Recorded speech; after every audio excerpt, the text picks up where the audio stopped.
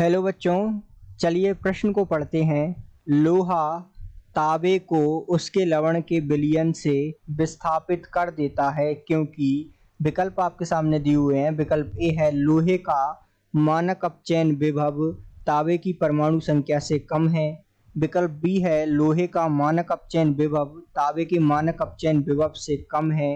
विकल्प सी है लोहे का मानक अपचयन विभव तांबे के मानक अपचयन विभव से अधिक है। और विकल्प डी है जल में लोहे का लवण तांबे के लवण की अपेक्षा अधिक घुलनशील है।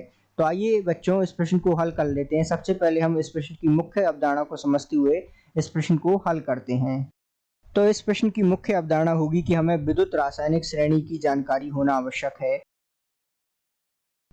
तो हम विद्युत रासायनिक श्रेणी की सहायता से ये बता सकते हैं कि किसका मानक अपचयन विभव अधिक होता है और जो है विद्युत रासायनिक श्रेणी के माध्यम से कौन से तत्व का क्रम क्या होता है, अर्थात जो क्रम में ऊपर आते हैं उनका मानक अपचयन विभव नीचे वाले आने वाले जो तत्व है उनसे अधिक होता है। जैसे कि अगर हम यहाँ समझे Fe जो लोहा है वो Cu कॉपर से काफी ऊपर आता है, ठीक है, अर्थात कॉपर जो है बहुत नीचे आता है विद्युत रासायनिक श्रेणी में। तो Fe का जो मानक अपचयन विभव है वो बहुत अधिक होता है और Cu कॉपर का मानक अपचयन विभव बहुत कम होता है। तो मानक अपचयन विभव का सीधा तात्पर्य अगर हम समझे यहाँ तो इसका सीधा तात्पर्य होता है कि जो स्वयं का ऑक्सीकरण और दूसरों का अपचयन करने की क्षमता इनके अंदर होती है वो अधिक होती है, अर्थात Fe जो है आसानी से इलेक्ट्रॉन त्याग देगा और जबकि Cu आसानी से इलेक्ट्रॉन नहीं त्यागेगा, इसका सीधा सा अर्थ होता है।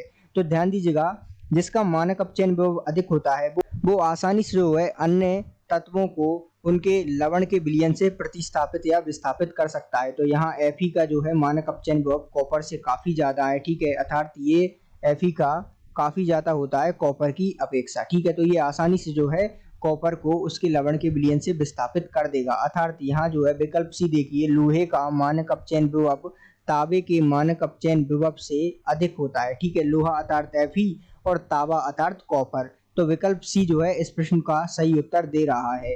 तो दिए गए प्रश्न का सही विकल्प सी है। आशा करते हैं आपको समझ आया होगा। धन्यवाद।